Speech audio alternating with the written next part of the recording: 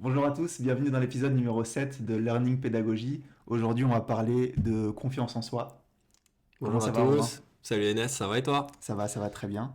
Alors, l'objectif d'aujourd'hui, ça va être de développer sa propre confiance en soi en tant que coach et aussi de développer la confiance en soi de nos élèves ou de nos enfants si jamais vous êtes parents.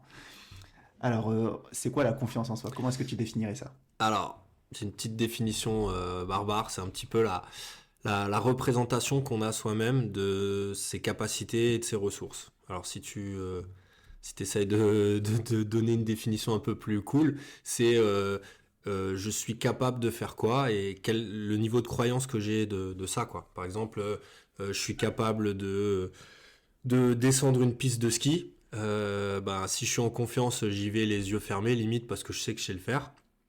Et si c'est comme moi, parce que je suis pas bon au ski, j'ai pas confiance parce que je sais pas le faire et je sais que mon niveau de ski n'est pas bon. Donc si je m'élance sur la piste de ski, ça va mal se passer et je vais être en déficit de confiance en moi. Ouais, Voilà comment je le je vois. suis assez d'accord avec cette Mm. définition. En gros, pour moi, c'est passer de l'imaginaire à la réalité. Mhm. Comment est-ce que tu fais pour passer d'une inspiration à de l'action, concrètement? Ah, pas mal. Alors pourquoi est-ce que ce serait important de développer sa confiance en soi en tant que coach et pourquoi est-ce que ce serait important de développer la confiance en soi de nos élèves? Alors, en tant que coach, avoir confiance en soi, c'est capital parce qu'en fait, ça va quand même te donner une image de toi qui est bonne ou pas. Les gens vont vite voir si tu as l'air en confiance, tu as l'air sûr de ce que tu racontes, sûr de ce que tu leur proposes et que du coup, ouais, ça a du sens ce que tu fais avec eux. Ou alors, si tu es en train d'hésiter, si tu remets en question ce que tu dis, si voilà, t'y vas à moitié, les gens vont le sentir, surtout chez les adultes. Et du coup, ouais, le message, il va peut-être pas bien passer, ou même l'écoute, ils vont se dire, mais Mm. attends, c'est qui lui, ou tu vois, ce genre de truc.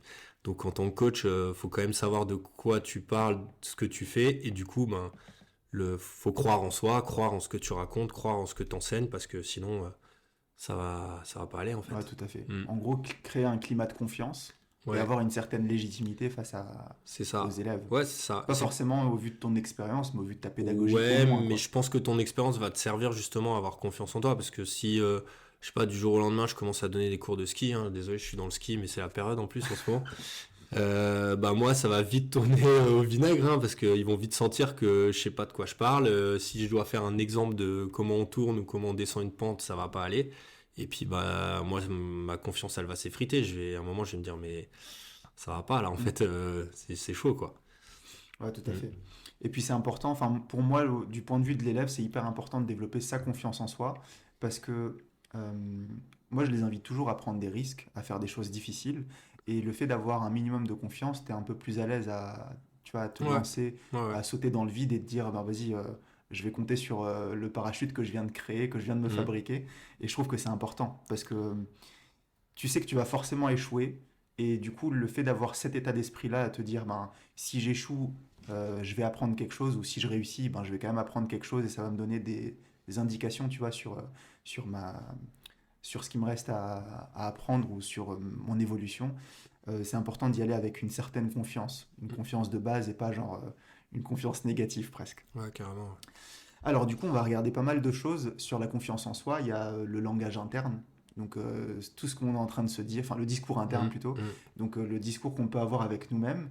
Et la deuxième chose aussi, c'est l'interprétation d'une situation. Donc quand tu as une situation qui se passe, deux personnes peuvent l'interpréter complètement différemment. On a déjà eu plein d'exemples, tu sais, avec deux jumeaux qui sont identiques au niveau des gènes et tout ça, qui ont une génétique identique et qui prennent un chemin complètement différent. Je sais pas, moi j'ai l'exemple il y a Arnold Schwarzenegger qui a eu deux enfants, enfin deux garçons. Il y en a un qui a grandi avec le papa, l'autre avec la maman parce qu'ils sont séparés. Et t'en vois un, il a fait musculation, enfin tout ce que tu veux, et l'autre, je sais plus ce qu'il a fait, mais vraiment pas. Mm. Et du coup, on voit enfin, les chemins complètement différents qu'on peut prendre suite à des Ouais, ouais, situations et à carrément. notre vécu, quoi. Mm. Et pour l'interprétation, pareil, enfin, quand tu te fais jeter par une meuf, par exemple, parce que c'est le premier exemple qui me vient en tête, et qu'elle te dit par exemple genre en fait tu serais là si vraiment il y avait personne sur Terre et que t'avais enfin si t'étais la dernière personne sur Terre, peut-être que oui, tu vois. Et il y en a qui vont se dire ben ok, c'est non, c'est un non catégorique et j'ai aucune chance. Et l'autre, il va se dire, OK, sur le classement, je suis 2 milliardième, 999 millions, etc. Et il va se dire, bon, bah, c'est qu'il y a une chance. Après, je peux grimper le classement et peut-être pas arriver numéro un, tu vois, Ouais, mais il va le voir comme une opportunité, alors que l'autre, il va le voir comme une fatalité. ouais, c'est vrai. Alors, qu'est-ce qu'on peut avoir comme attitude en tant que coach?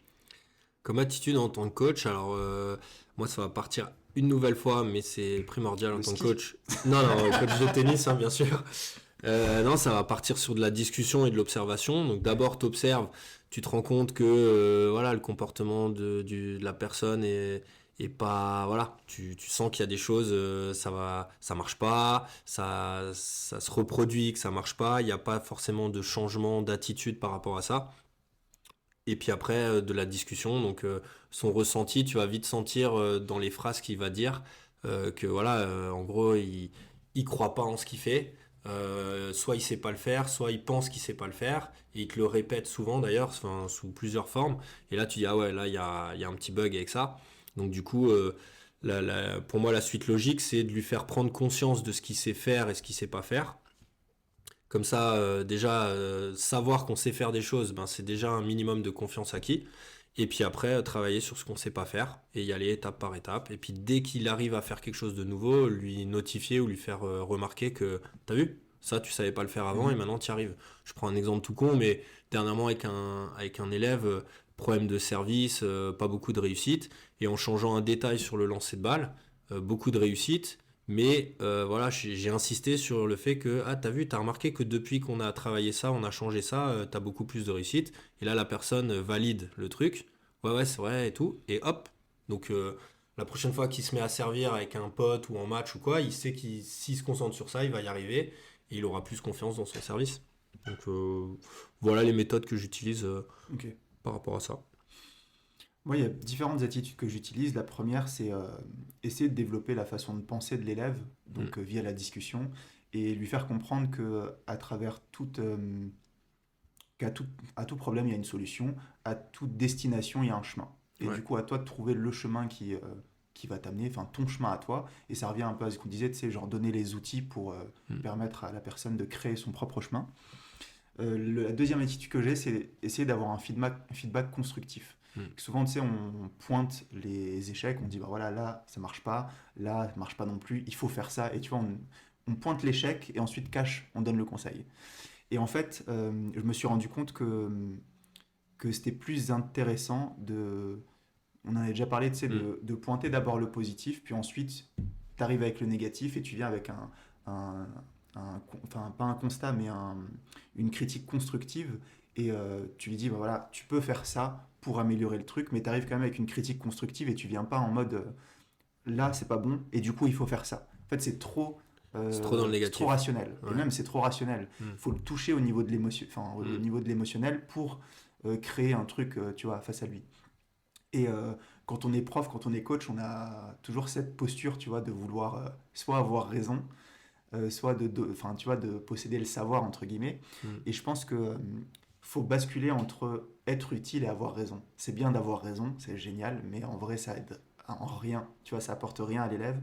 Par contre, le fait de lui apporter quelque chose et de se sentir utile et vraiment de lui apporter soit des compétences, soit des connaissances ou quelque chose d'utile, ça va être beaucoup plus intéressant que juste, bah, t'as vu, j'avais raison. Tu vois, ça va Mm. Ouais, ouais, apporter. carrément. Et on le voit même dans nos relations, tu vois.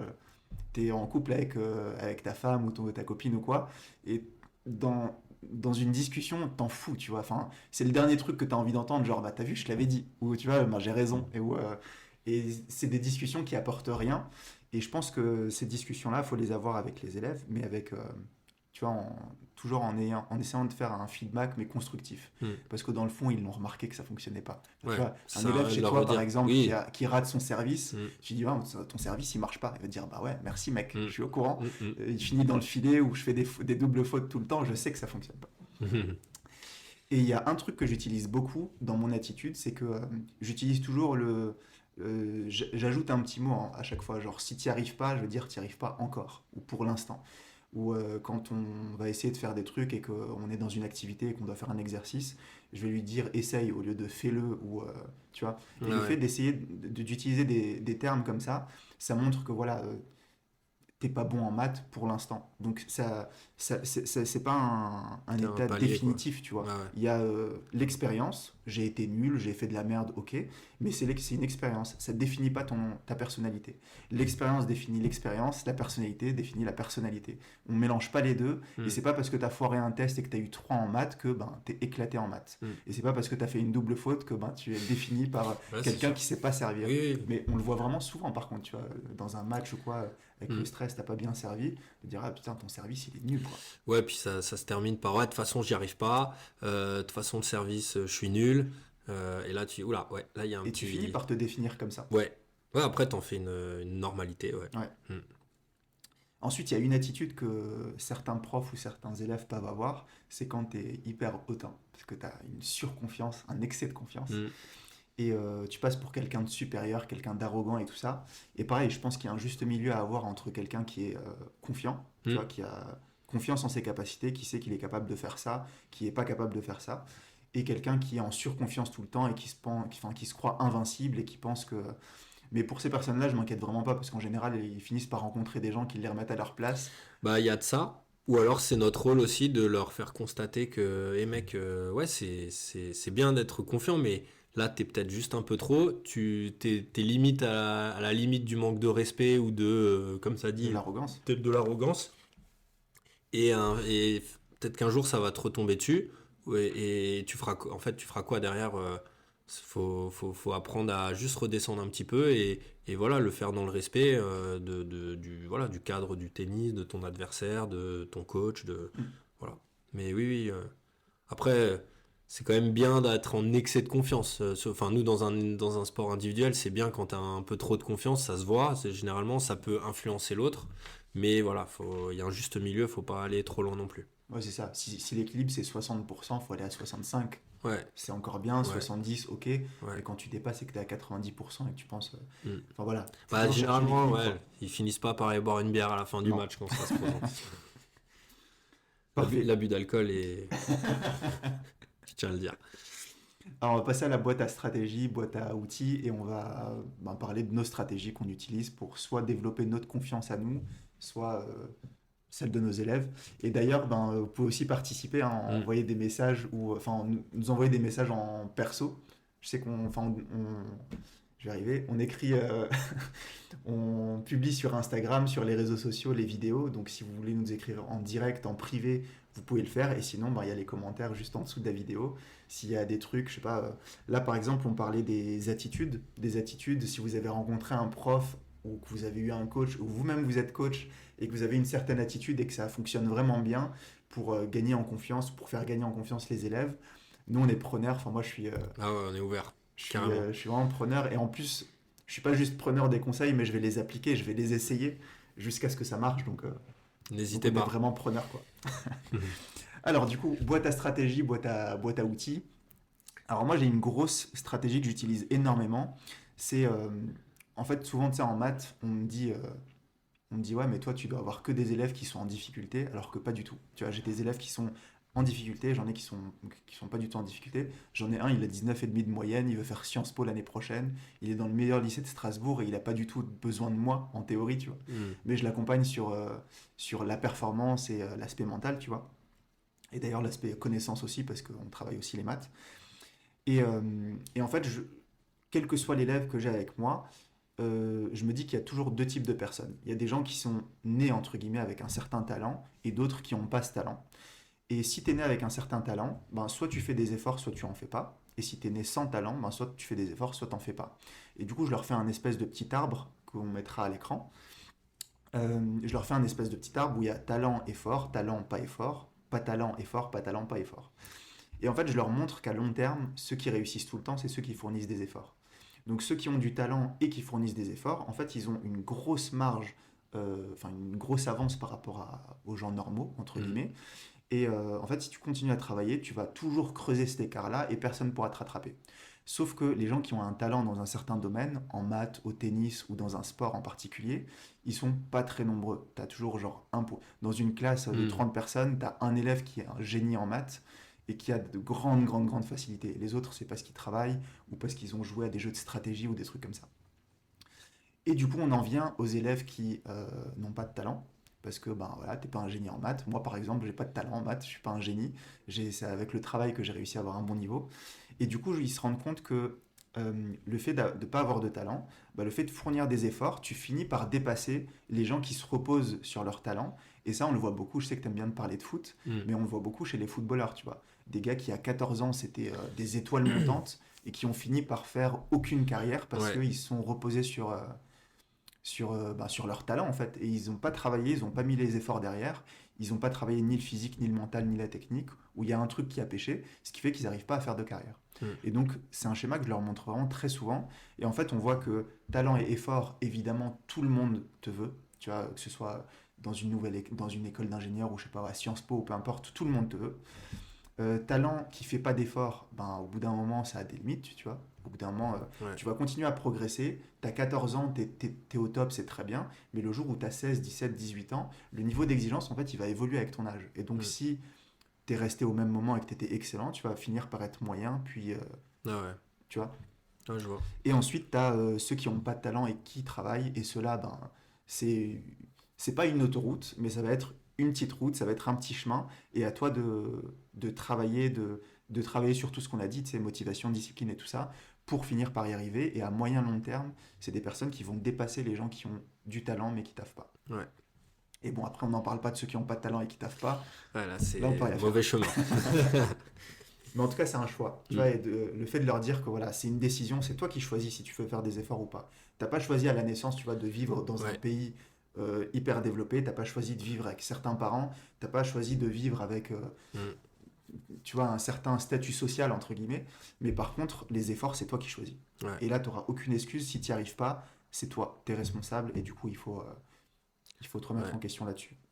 Bah, je pense qu'on pourrait parler vite fait de nous deux. Moi, par rapport à ça, moi, je pense que par rapport au tennis, j'avais pas de talent, clairement. J'étais pas dans les meilleurs jeunes. J'ai repris tard le tennis. Par contre, j'en ai fait beaucoup. Je me suis beaucoup entraîné, j'étais beaucoup à l'écoute. J'ai toujours essayé de progresser. J'ai fait beaucoup de jouer avec des adultes, des jeunes. Quand j'étais jeune, je variais les partenaires. Et en fait, je pense qu'à force de travail, à un moment, je suis arrivé là où j'en suis. Alors, je suis pas, j'ai jamais été pro, je le serai jamais. Mais voilà, je suis à un bon niveau amateur, on va dire. Et voilà, je suis dans cette catégorie-là. Enfin, j'ai pris ce chemin-là, on va dire. Je sais pas, toi, où je pense que ça doit être pareil. Bah, moi, c'est Par pour les rapport maths au... surtout. Autant au Ouais. karaté, enfin, j'ai commencé, mon père était Hmm. prof, tu vois, donc à 3 ans, j'ai commencé le karaté avec mon père. Donc, t'avais du talent au karaté. Et, T'en as. et je sais pas si j'avais du talent, mais en tout cas, j'ai commencé tellement tôt Ok. que Ouais. tout ce qui est coordination, enfin, tout ça, je l'avais. Enfin, tu Ok. vois, tous les katas, enfin, tu sais, les chorégraphies dans le vide Ouais. et tout ça, Ouais. c'est des trucs que j'ai appris, enfin, tu vois, c'est limite inné, parce qu'en fait, j'ai grandi, j'ai vu faire, j'ai reproduit, et puis ça allait.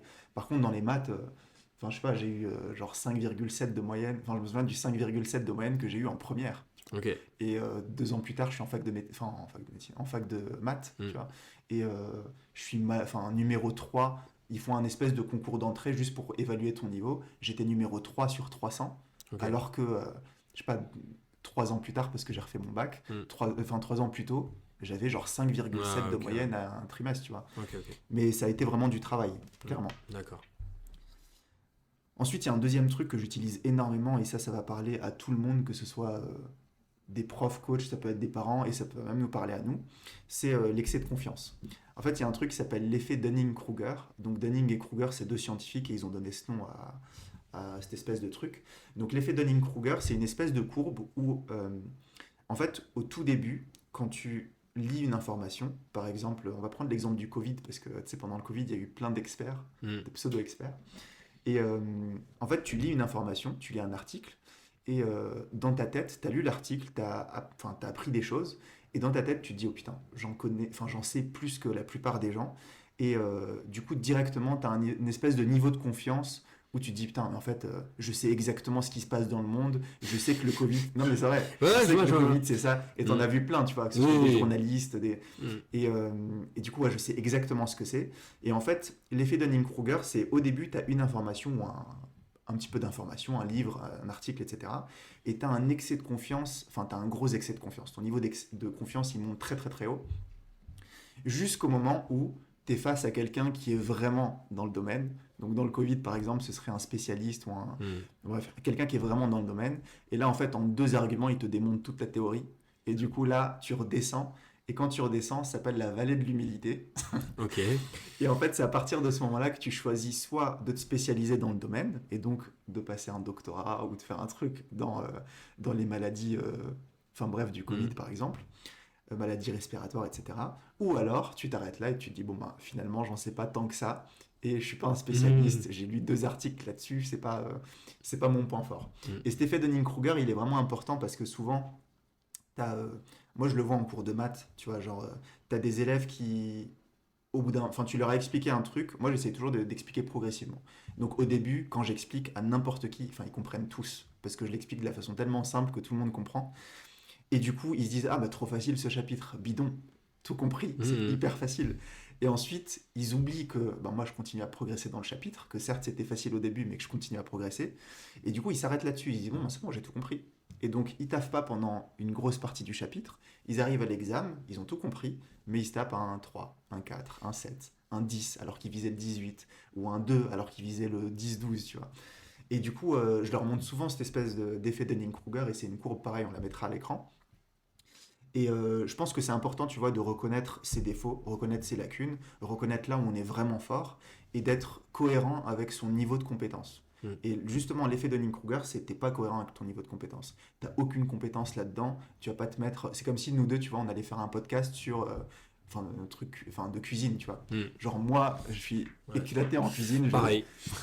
Genre, tu vois, l'assaisonnement, si tu me dis pas, il faut que tu mettes 3 pincées, et encore les 3 pincées, je vais me dire, ouais, mais des grosses pincées ou des Mm. petites. Enfin, tu vois, Ah ouais. genre, je vais être nul là-dedans, c'est Mm. pas possible, j'ai aucune crédibilité, je pourrais pas le faire.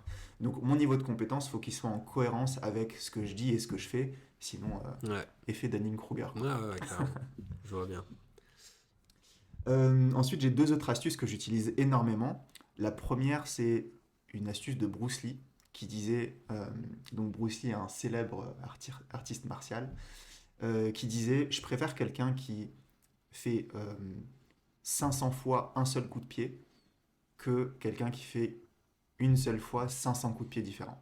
Et en fait, ça te montre juste que le fait de répéter, répéter, répéter, ça va te faire gagner en confiance. Mm. Et du coup, il vaut mieux être très fort dans un seul domaine plutôt qu'être médiocre dans Mm. 500 domaines différents.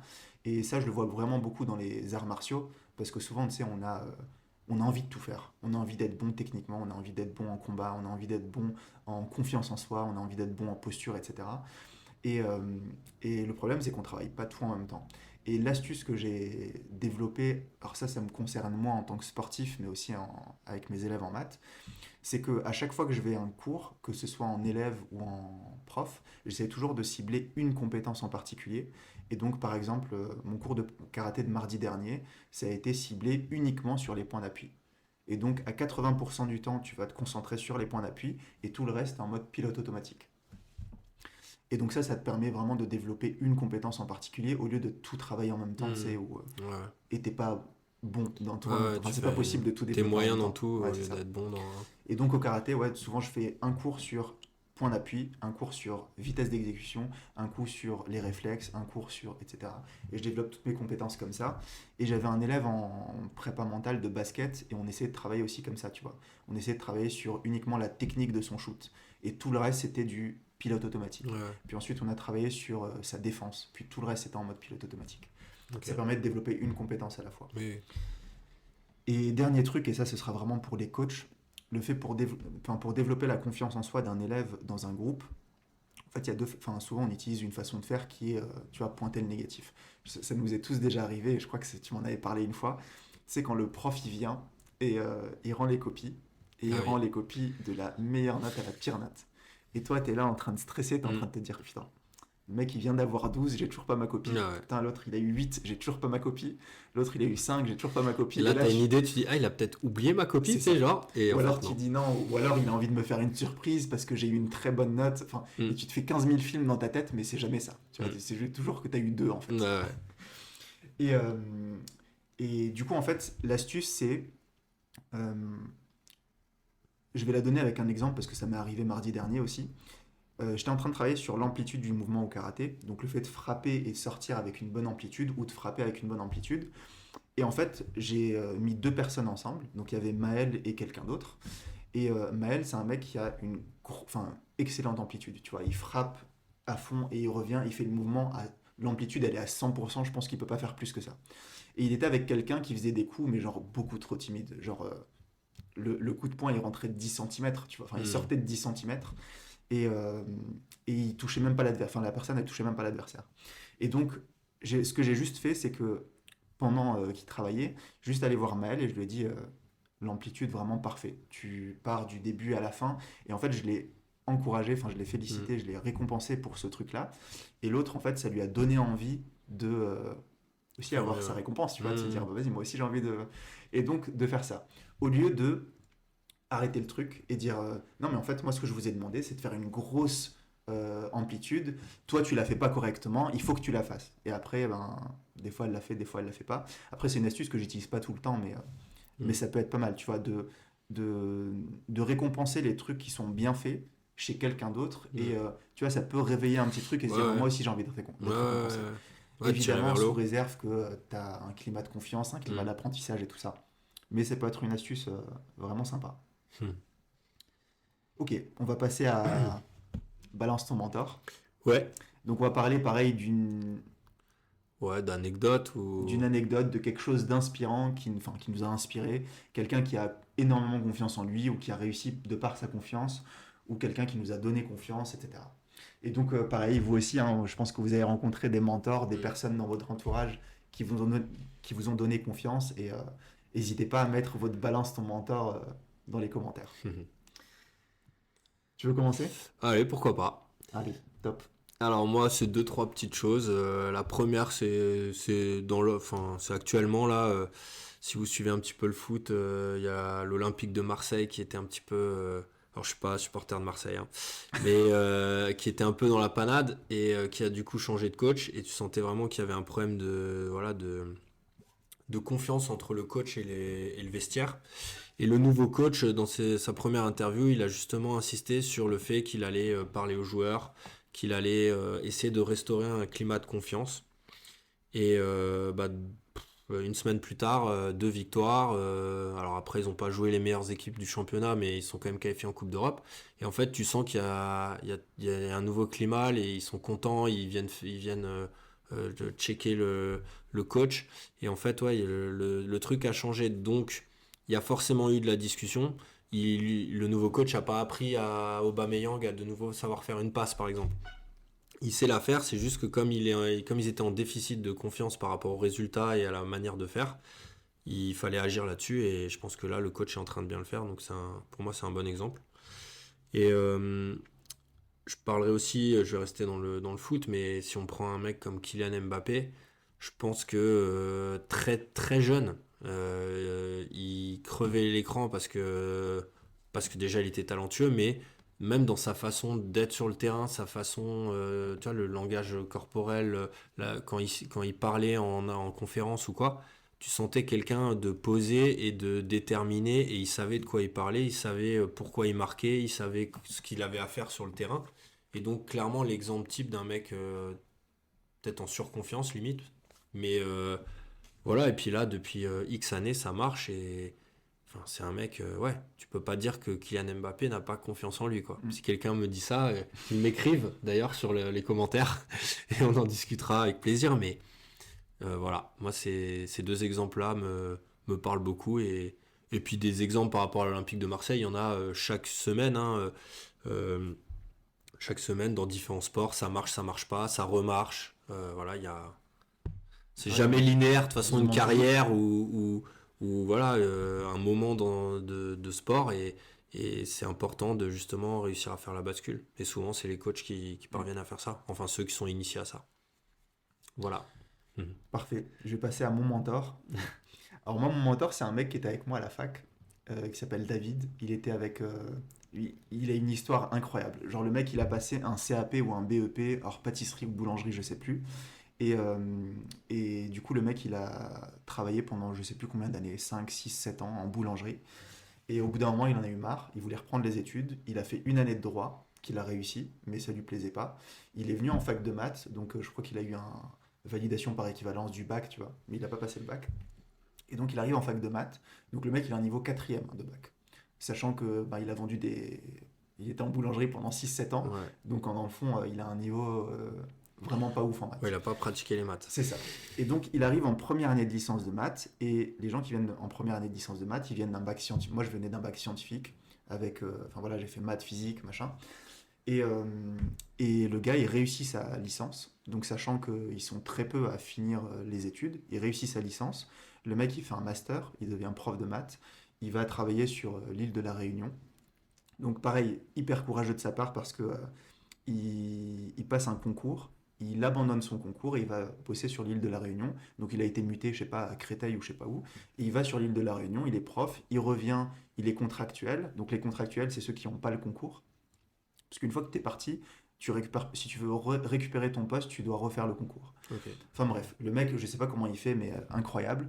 Et donc il y arrive, il revient en France, il retaffe en tant que contractuel, donc sans concours, avec un salaire moindre. Et donc il s'installe à Strasbourg, il rencontre une femme, il se met avec elle, voilà, la meuf elle est dentiste. Et en fait, je sais pas, enfin après c'est ce que j'ai entendu, il a pas supporté qu'elle gagne plus d'argent que lui. Et donc il s'est dit, bah tu sais quoi, je vais être dentiste. Et donc le mec, il se lance première année de médecine, il réussit sa première année de médecine, deuxième année de médecine, il l'a réussi, et cette année-là, il est en troisième année de dentaire. Et donc moi, c'est un exemple pour moi parce qu'à chaque fois, à chaque fois que je dois faire un truc difficile, à chaque fois que j'ai besoin de courage et que j'ai envie de me dire, est-ce que tu te sens capable de faire quelque chose? Je me dis, vas-y, pense à David.